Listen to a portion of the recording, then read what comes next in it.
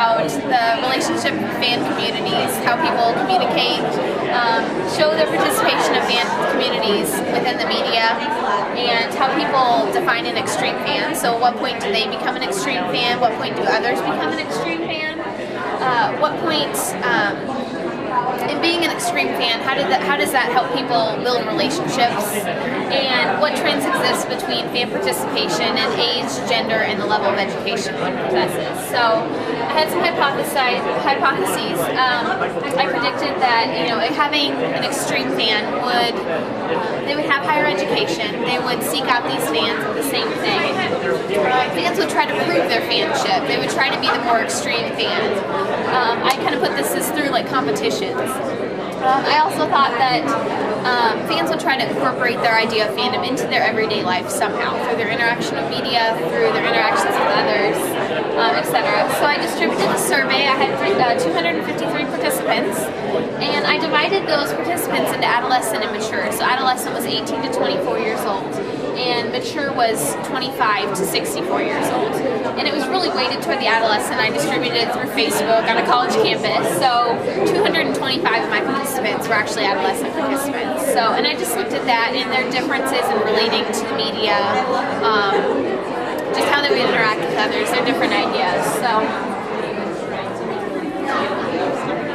some of my findings here, I looked at how fans show their support of a fan society, and I broke it up between adolescent and mature, and I found that both groups really relied heavily on the books, television, films, but there was a concentration of blogs in the adolescents, of course, with the technology-based communication, and then there was a reliance on radio among the mature participants. So that was really interesting. And this was in general, how do fans show their support of anything? That could be celebrity fandom, TV fandom, movie fandom. And I kind of broke it down from there to look at when do you become an extreme fan? And I had an open-ended question asking, what do you think an extreme fan is? And people answered obsessive, stalker, passionate. So very, very strong words there.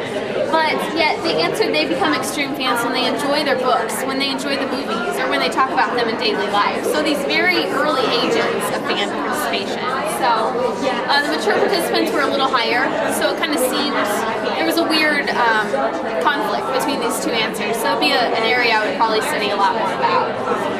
And then I looked at how fandom influences how we build relationships.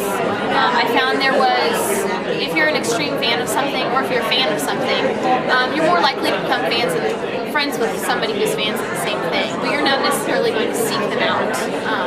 So if I'm a Harry Potter fan, I might be friends with somebody more easily if they're a Harry Potter fan, but I'm not necessarily going to just single-mindedly just try and seek out a Harry Potter fan. So I also looked at what trends exist between, how you relate to your fandom and your age, your gender, and your level of education. So adolescent participants found that they're more on the extreme ends of fandom. They may either really dislike a fandom or really relate to a fandom. Whereas the mature participants either not really relate or they're right in the middle and don't care at all. And then females are also on the extreme ends as well. A lot of my review research said, the titles were screaming female fans in Germany. Very this concentration on female fans, especially when it comes to movies and the movie stars and the celebrities that are involved. And then the males were kind of in the middle.